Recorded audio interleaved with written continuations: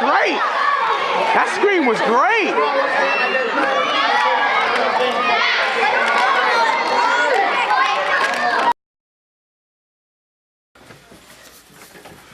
Next game up, Rawness and Generals. Generals coming in 1-1. Rawness coming in 1-1. Rawness' main problem is now they'll go with their third quarterback. They had Eddie week 1, then they had Casey week 2, and now they look like they got Smitty starting week 3. What's going on with this team behind the helm? They got 3 quarterbacks now? I mean, I don't know if they have any issues, back and forth. They're not confident with who's throwing the ball at any given time. I don't know the issues, but hopefully they iron that out and they go with one quarterback, and that quarterback is efficient for them. General situation, they just need to be consistent. They got playmakers, they can run around the field, they can do some things, but they got to just be more consistent. They don't seem to have a real leader to step up. So they need to get more organized, and I think this team should be okay. They're exciting. So we're going to start out with Smitty getting the start. Right into the game, throws an interception to Chris. Bad throw by Smitty. He should know better than to make a throw like that. I mean, but not necessarily his defense, but Chris is a proper defender. He's been doing it since game 1 for this Generals team. I mean, he's tall, he's fast, he has good hands, he knows where the ball is at all times on both sides of the field. So give him credit for that good defensive play. Unfortunately, they'll go 4 and out, unable to score. Rawness to get the ball back. The receiver makes a nice catch, but Rawness gets stopped in the red zone. Can't score. That's another stop. So that's 2 stops in a row where they start out with. Not looking good for a Rawness offense. I mean, that's one thing. I mean, obviously the quarterback issue may play a role on why they're struggling on offense, and hopefully this doesn't become a tempo of how the game goes. Generals quarterback get the ball back. Nice throw to number 42, but they get stopped again. So now we're going back and forth with the stops. Neither team able to put points. I mean, in the red zone. is it bad offense? Is it that they can't move the ball, or is it the defense? Both offenses to me look horrible. I think they're inconsistent. I think they don't know how to run routes. I think they're making little mental mistakes, and that's what's going on with these teams. So more of terrible offense. Okay. Terrible offense. So okay. Finally, Rawness makes Smitty from Rawness throws a touchdown pass to number 4 to put them in the game 6-0. I mean, they finally gel together. They finally make a play where they can score in the red zone. I mean, this is something that they needed early in the game. Unfortunately, they got it later on. Hopefully, this helps them later on in the game. But the Generals are able to hit right back with a bomb of their own. And the next play, able to score a touchdown to tie the game up. See, this team, Generals, have energy. They jump up and down, they get wild, they're not backing down to nobody, and they're able to tie the game back up. The bad habit that they have is that they play according to their team's momentum, their opponent's momentum. If you saw like how they played against Reckless or whatever, they started from behind, and then they picked up as they went along. You can't always start games behind. You have to start throwing the first punch. You have to start scoring first. Unfortunately for them, what got their gears going is when Rawness scored, and eventually that's what got them going. But they have to start first next time. The problem is right here, they get Rawness to get the ball back, and Smitty will throw another interception, the second interception of the day, to lead them into take the team in the half. And he threw an interception in the red zone. Smitty's a veteran. You can't make these mistakes. You got a younger team. You look like you're the more talented team. Why would you keep this team in the game and give them momentum, which is this team general strength, momentum? But one thing I could say is this has been a lot of teams' problem. Red zone offense. It's been a lot of teams' problem. I feel like that's where their problems become. That's where their problems appear. They get down the field. They get down the field pretty well. But as soon as they get to the red zone, it's a different game, and that's where they get stopped the most. Well, the Generals quarterback, they're going to get the ball in the second half. He's going to throw a bomb to number 42 to put them up 13-6. Generals at the helm of the game right now. I mean, like I said before, it's always when the team hits them first, that's when they get their gears going. Eventually now they got that fired up, and now they're just surpassing their opponents to take the lead. Rawness to get the ball back now. Smitty goes to receiver. I guess they didn't like what they saw the first half. 1 touchdown, 2 picks, a few stops. So I guess the Rawness is trying to go to the next gear. So they put Smitty as receiver, which is his natural position. But unfortunately, that doesn't do anything. Rawness gets stopped in the red zone for the 3rd time. Red zone efficiency is not doing well for this team. I mean, this is, I guess, regardless of who's quarterback, and this is just something that they have a problem with. I guess the receivers do not separate themselves from the defense. Either they attract the defense, or they're too still, and the defense doesn't have to work too hard to keep them covered. I feel like that's something that they need to work on. Develop some routes to separate the defense and create some gaps. Well, right now the Generals get the ball back, and this is a nice delayed blitz by Raw to sack the Generals quarterback. I've seen a lot of teams do it. I've seen Loco, really, of Evo, really do this, that delayed blitz that people don't see it coming right in. The quarterback automatically motions, and then the blitz just comes in at the last second. That is a good play. And he came like a freight train there. The quarterback did not see it until it was too late. That's a blitz that you can use. That's a way to surprise the quarterback. I think that's an efficient way to use the blitz. A lot of teams need to learn from this.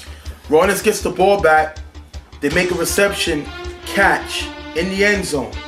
But the ref said the ball did not cross the plane, and that costs Rollins a turnover. They turn the ball over again. Their fourth time in the red zone with a turnover. I mean, this one was really close, but you still got to blame it on the offense. They're still having trouble with scoring in the red zone. This is something that they really need to work on moving forward. This is already week 3, and these are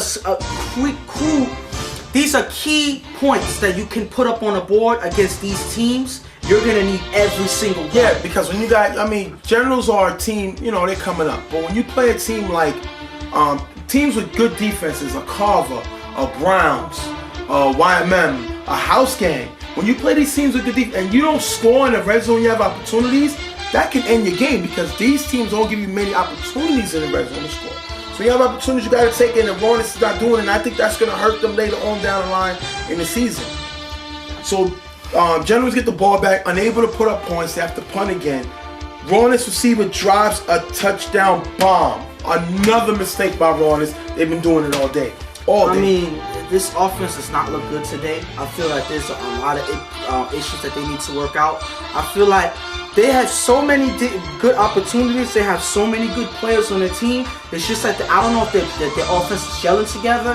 I don't know if there's plays that are being called that work for them. I feel like they just need more structure. They need to come together and figure out what style that they want to do, what style they want to have, and what works for them.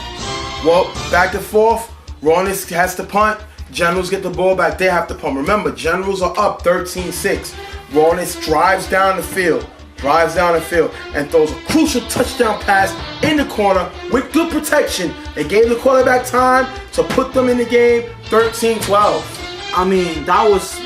what can I say about that protection right there? I mean, eventually the defense is going to fall apart. That protection is key. And the one thing about it is the defenders do not have any opportunity, or they cannot afford to send any other defenders to rush the quarterback. So unfortunately, the defense inside the red zone broke apart, and that's what gave the quarterback the ability to throw up the touchdown pass. Well, Rollins seeing how they got the momentum now. Instead of going for the tie, they go for the 2 points for the win, and they're able to connect on a 2-point conversion to give them a 14-13 lead and the win. Rollins gets out of here with a sneak away win. Great idea to go for the 2-point at the end of the game. Even though the offense haven't been efficient, the coach had enough confidence in the team. They go for 2 and they get the win. I mean, that's as bold as you can get, knowing that your offense is struggling in the red zone. That's as bold as you can get, and give credit to the coach, the quarterback, the offense to actually go for 2. Give them credit for that, but they need to iron out those kinks on offense because that's not going to happen all the time. Now the Generals are 1-2 going into their next week versus LPAC, who was 0-3, while Rollins is 2-1, and they go up against their next opponent, which is Reckless, who's 1-2. I guess we'll see what happens next week.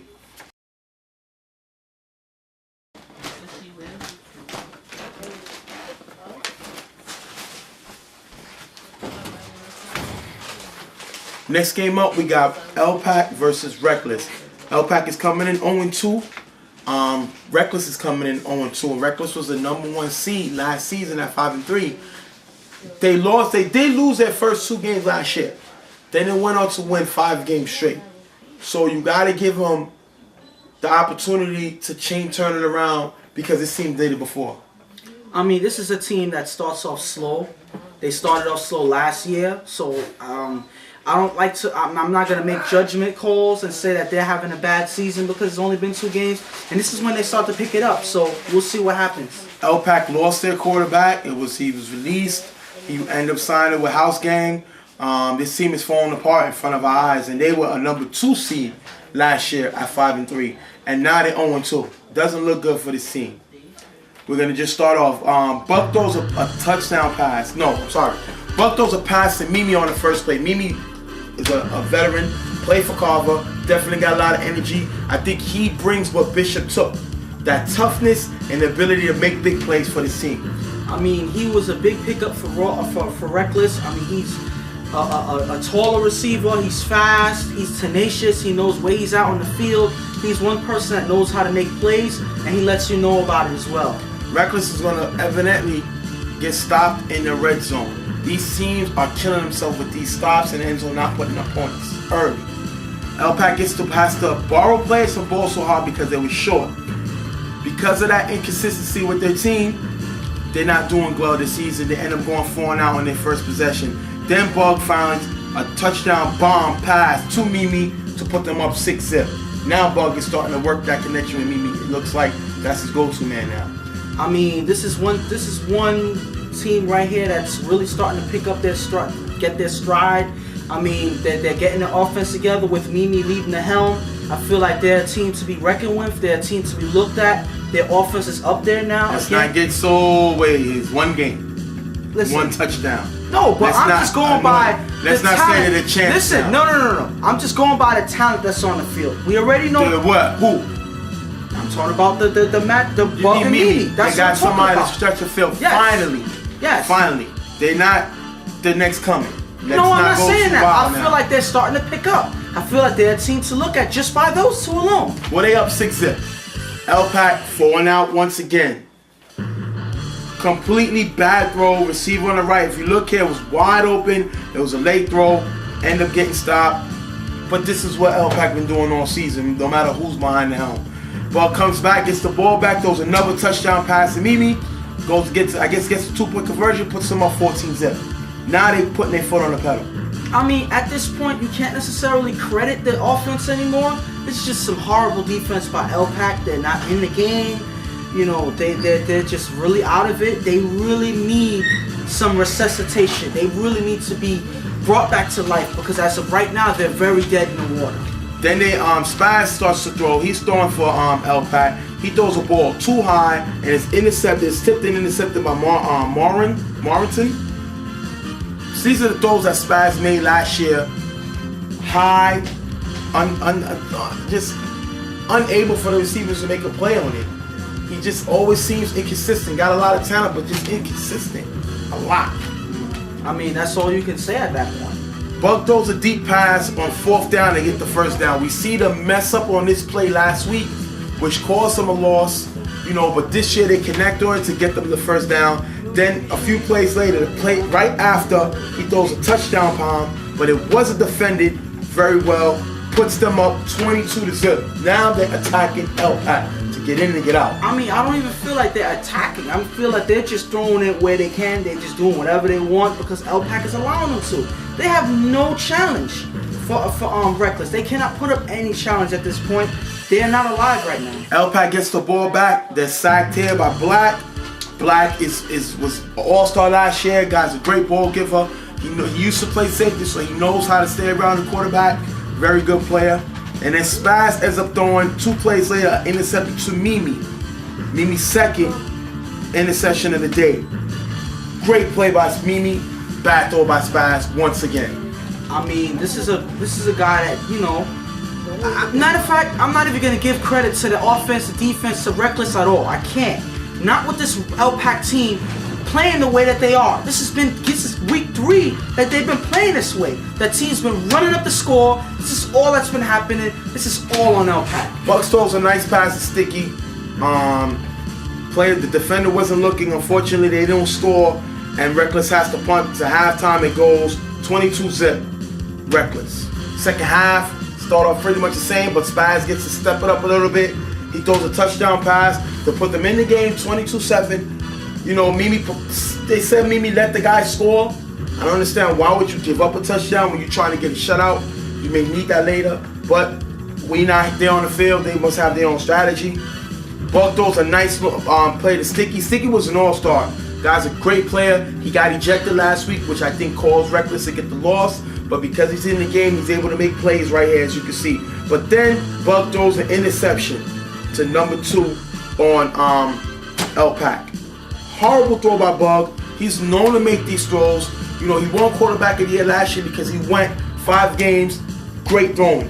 He had the most consistency in that time frame. But he always known to make an interception, to force a throw. You're up 22-7. What's the reason to throw an interception now? I mean, if you're going to throw an interception against a team like this, then that's how you know you have problems. This is something that you have to work on because these are plays that you cannot afford to make. These are not interceptions you can afford to make on teams that are really challenging you. Better teams that are in this league, you cannot afford to make interceptions like that. Spaz ends up throwing another interception to Mimi. Like we told you, this is the second interception. Bad throw by Spaz. He threw 2 picks today. Just not playing well. Not playing well. Bucks throws another touchdown back, a bomb touchdown pass to Black. This score is getting so out of hand. It's hard for me to mention it, so I'm getting tongue-tied because it just seems like LPAC does not have a team. They're just getting players. They're just trying to keep the ship going. They're looking forward to the end of the season because right now they're 0-3 and they don't know what's going on. Right now this is a 30-7 lead. Spaz end up throwing another touchdown. Intercepted by Mimi. Ran back for a touchdown. Mimi's 3rd interception of the day. 36-7. LPAC goes 0-3. Reckless goes to 1-2. LPAC got problems.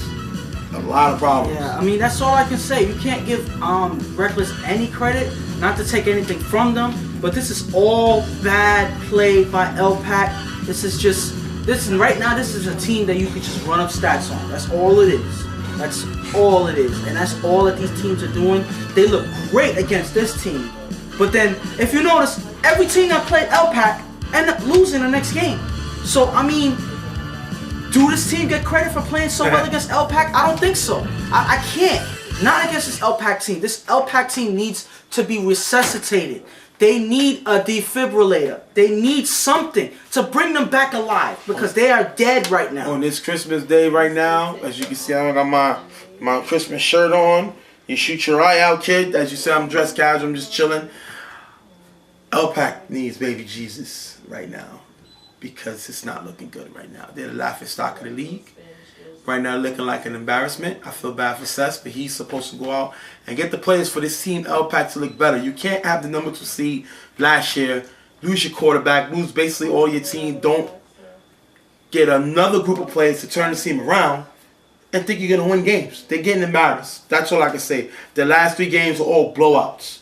So it's not looking good. Records, on the other hand, they come in, they get a win, they're 1-2.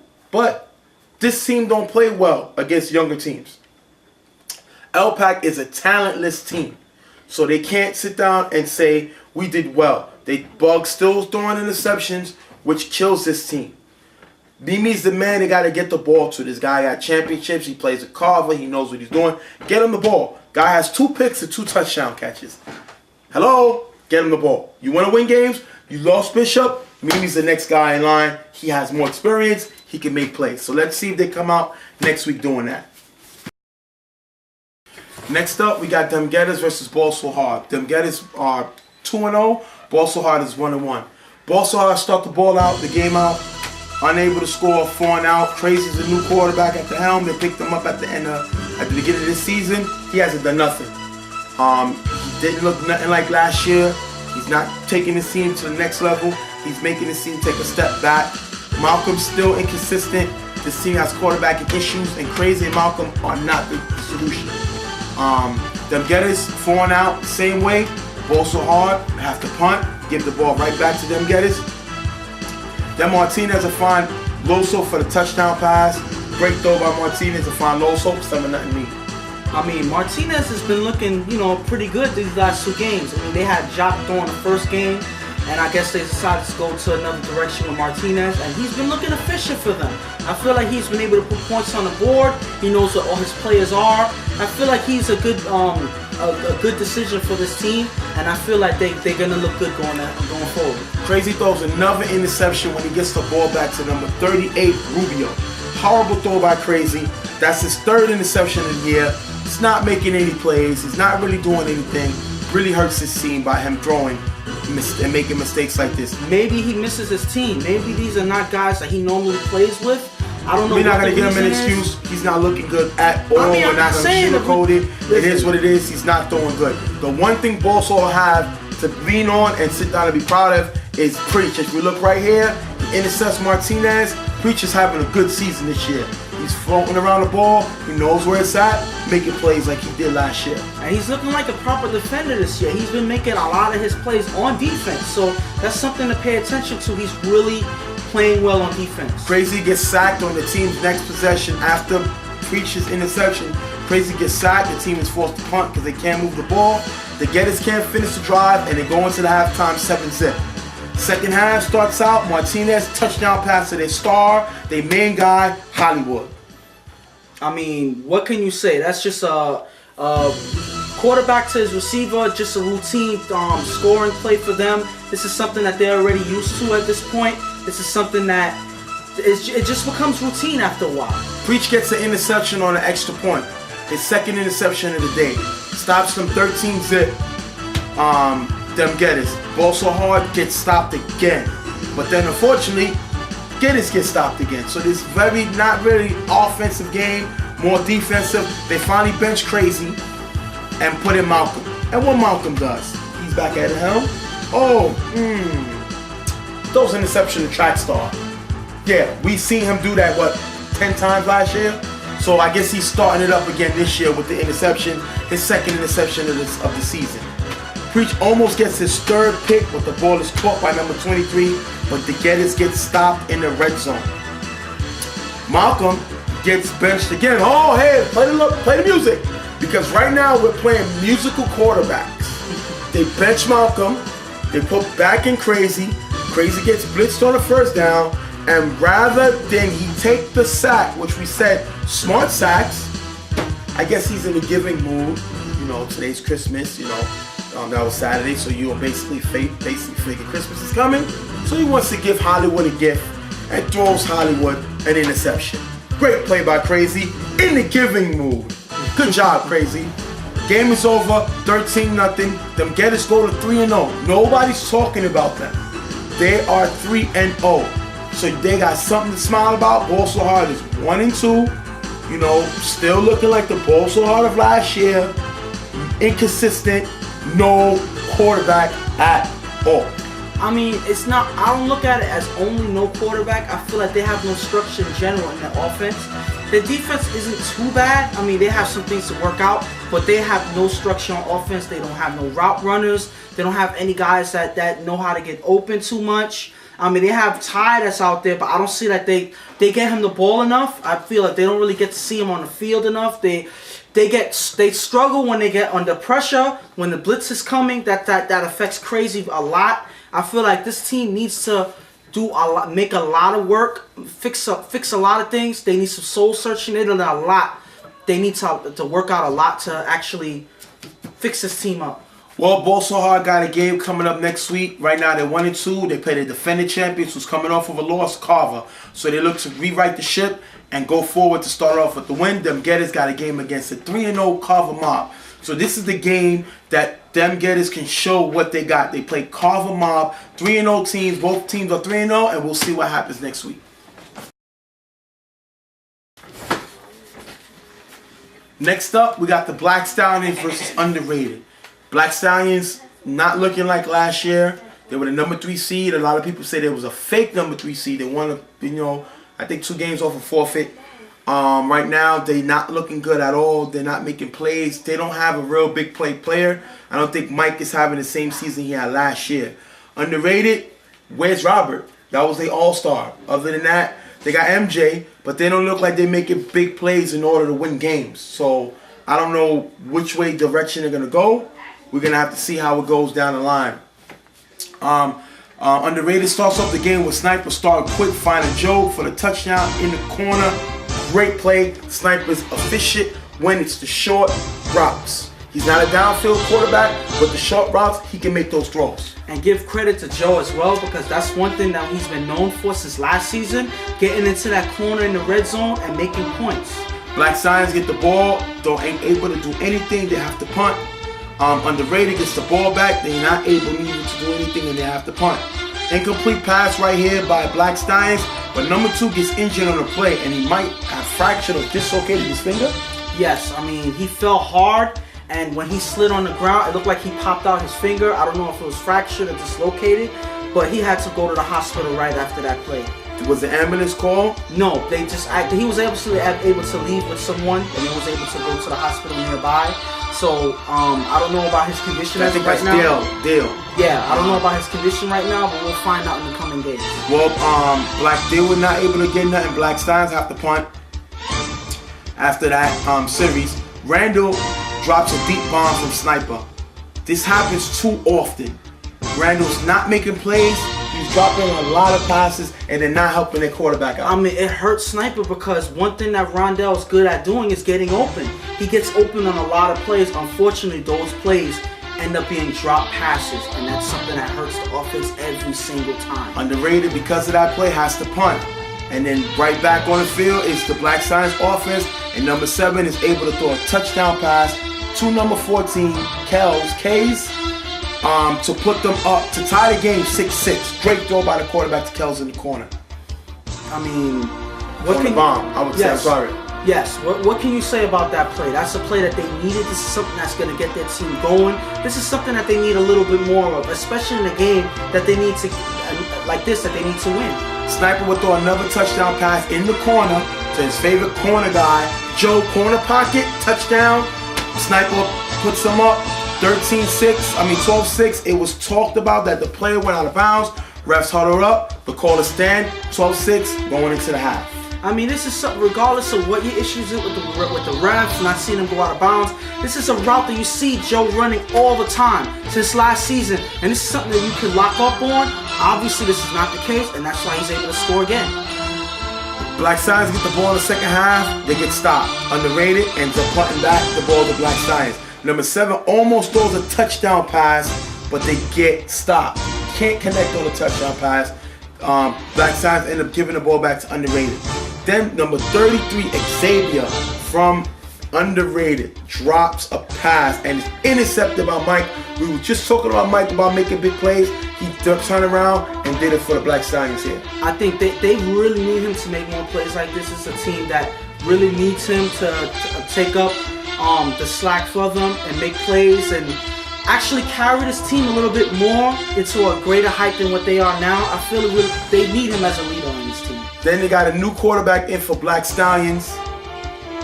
Not able to do nothing. Sniper and their guy, number 20, goes for a pass and they collide. It looks like him and his old man collide by going for the pick, and they're unable to get the interception. I feel like that was a big play waiting to happen. Unfortunately, both players were looking at the same ball coming down. They didn't see each other coming, and they ended up colliding and dropping that pick. And because of that, the ball is thrown to number 14 on K's again, and Sniper and him are both make the catch, and the ball goes to number 14 Kells because of the reception. The tie always goes to the receiver. They give him the ball, but Black Science are not able to do anything. They end up turning the ball over. Underrated goes 4 out, gives the ball right back, and then Sniper makes a good hit to prevent the first down. Sniper's a quarterback. Yeah. Did we just say he made a hit?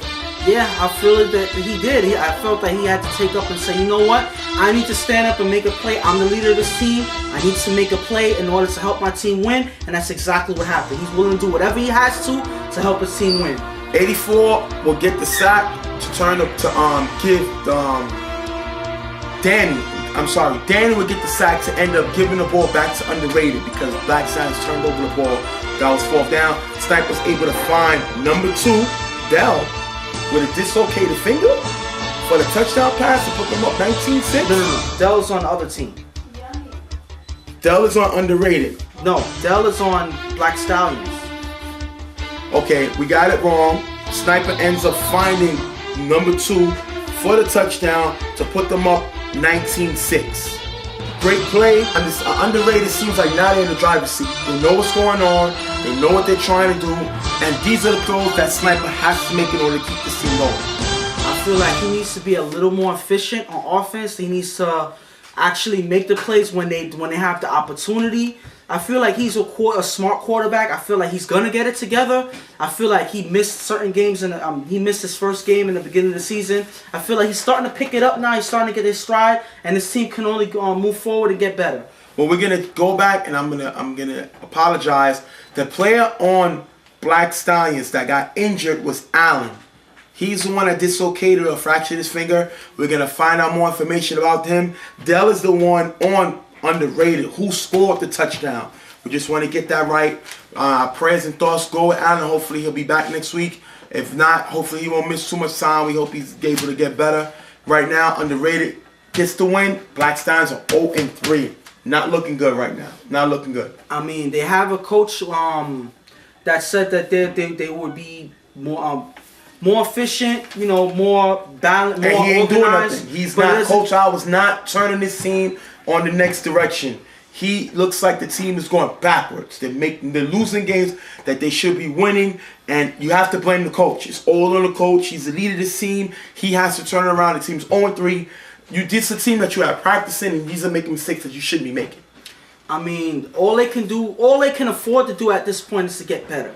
And I feel like they need to iron out whatever problems they have. They need to get rid of all the issues that they have on this team and really come together and make plays and win games. Black Stallions got Valley Boys this week. Underrated have KDW. And we'll just see what happens now as both teams look to turn around and try to start a nice winning streak. Next up, we got IOD Animal Planet. IOD's coming into this game off of a win. They beat House Gang. IOD's looking good. They showing toughness. They just a get in and get out team. They don't really like the high, need to make any type of appearances. They just get in and do their job and get out. Animal Planet coming off a blowout win against LPAC. We got to see their new quarterback Pito make throws, but the question is, can he make those throws against a good defense? And we're gonna find out today. Slasher throws a first after a few plays, start off already, touchdown pass to Ace. Slasher is able to drive down the field easily. This guy's a very good quarterback. And I feel like this is a quarterback that a lot of people are not talking about. He's very efficient on the field. He's not one that necessarily makes too much noise, but he gets plays. He makes plays and he gets things done on their offense. Animal Planet players able to get a tip on an extra point, running back for a 2-point conversion. That's going to give IOD the lead, but it's only 6-2. Great play by the defender on Animal Planet. Them 2 points count. So that was a great run back.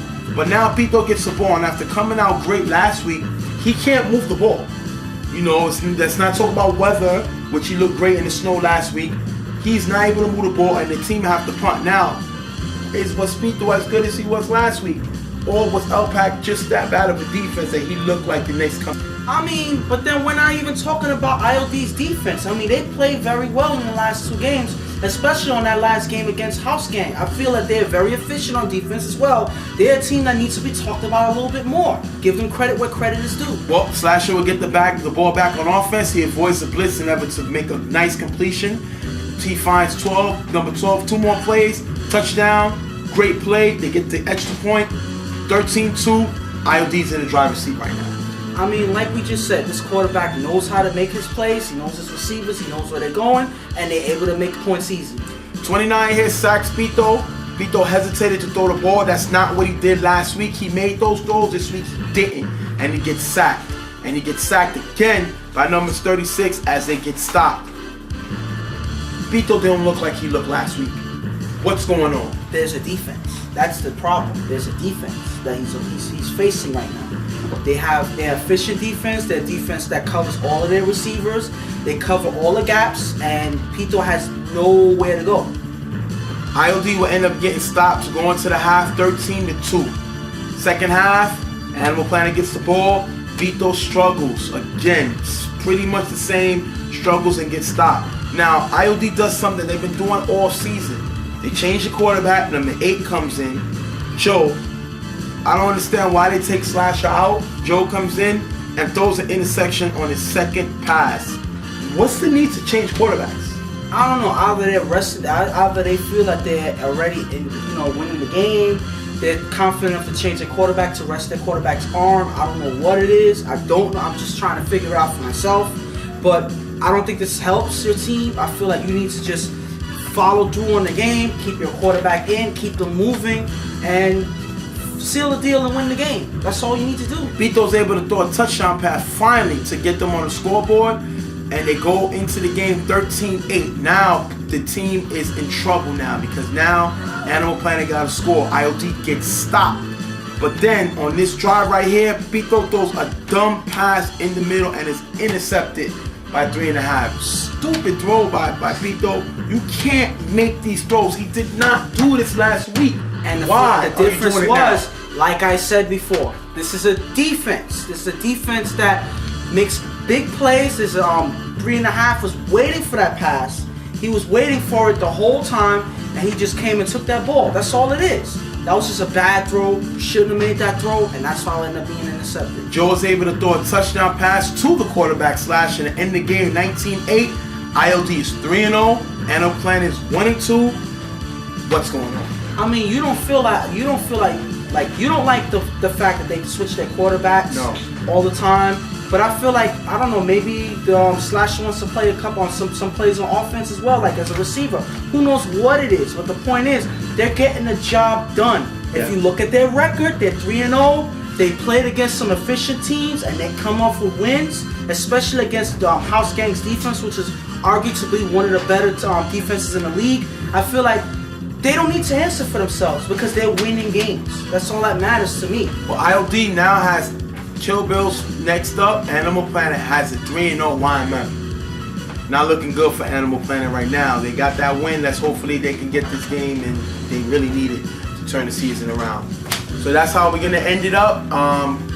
As you can see, I'm wearing my "You'll Shoot Your Eye Out, Kid" this Christmas TV show that comes out every year. The Christmas Story. I love it. My favorite movies. My wife and my kids got me this gift. I'm very happy about it. We hope all y'all had a good Christmas. We had a great time. Hopefully you got to see the commercials throughout the show. You saw the toy drive. And this is where the money goes. Everybody asks what's going on with the money, this and this and that. That's where the money goes, to programs like that. So until you're ready to donate and be a part of it, don't complain on the sideline. Do something for the community. Get involved before you decide about yourself, because that's definitely what that Christmas was about.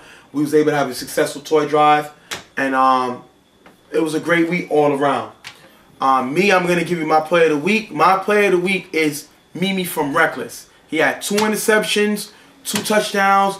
Great play by Mimi. My player of the week. I mean, of course, you pick a player of the week who played against one of the worst teams in the league, so it's kind of unfair. Yeah, it's his fault. He got those numbers. I mean, yeah, but let's look at my player of the week, and I feel that my player of the week earned it. My player of the week is Roger from YMM. I feel like he's a guy who hasn't really been talked about on their team as much as Rico and Jeremy. You know, there's a lot of guys on their team that makes plays, like Brown and Jesse and Pude. There's a lot of guys on this team that makes plays, but I feel like Roger's one of the main guys that we didn't talk about. And I feel like he should finally get his due to get the player of the week, because both times he scored on defense and offense to help them win the game 20-7. I feel like it was him. I feel like that was the deciding factor in this game. So Roger, you get my player of the week. Well, Roger is basically, if you look at the big three on them, we always say that they're like the new OK City with the youth. And you know, I always said Jeremy is my Westbrook, Rico is my Kevin Durant, and you would say Roger is your James Harden before he left. You know, that guy can do a little of everything. He can do what both Rico and Jeremy can do. So I think he's the major factor for this team. He's going to get more shine this year. Caesar knows how to use him now. It's going to be a great time for that team. And now we're going to start a new segment. We got a new segment, and the segment is called What Is He Doing? You know, our cameraman, Ish, he records everything on the field. And this kid is so funny. He's going to show every week. He always asks people what they're doing. He even got me this week. We're going to show it real quick, and we're going to come back. That was hilarious. He got on me because about my hat. He got on the House Gangs wide receiver Anthony about his shorts. You know what I mean? This kid is funny. We had to give him his own segment. This is going to be a funny season. I had a great time. I mean, hello, you here? I mean, that's a good add to our, to our show. That's a lot of funny things that happen in our league, during the weeks or whatever. Unfortunately, I don't always catch everything, but he seems to find the funniest things to talk about. So that's why we added this segment. Hopefully, we see more things to come in the league, to talk about funny moments, because whatever you do that's noticeable, we're filming it and we're gonna put it on here. So look for it on here. Well, we're gonna end the show with that. You got Mike's top 5 plays coming up. You'll get to see the top plays that Mike picked for this week. And that's how we're gonna end the show. I hope y'all had a great day. Merry Christmas. Happy New Year to y'all. We have big games coming up. Week 4 in the UFL. We'll see y'all on the field. Get your popcorn ready, people. We're out of here.